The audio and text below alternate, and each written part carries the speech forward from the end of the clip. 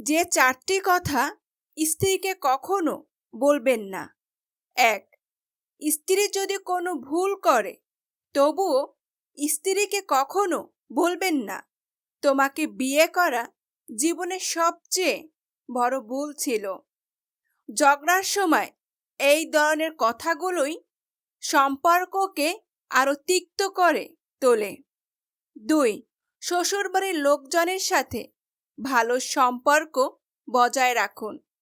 অনেককে আপনি পছন্দ নাও করতে পারেন, তাই বলে রাগের মাথায় আমি তোমার বাবা মাকে ঘৃণা করি এই ধরনের কথা বলবেন না। 3. স্বামী ও স্ত্রী একে অপরকে কখনোই বলবেন না তুমি এত স্বার্থপর কেন।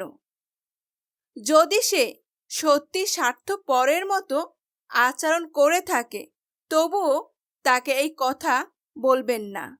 4. প্রতিটি কাজে একে অপরকে সম্মান করুন। স্ত্রীকে কখনোই বলবেন না তোমার চেয়ে আমার চাকরি গুরুত্বপূর্ণ।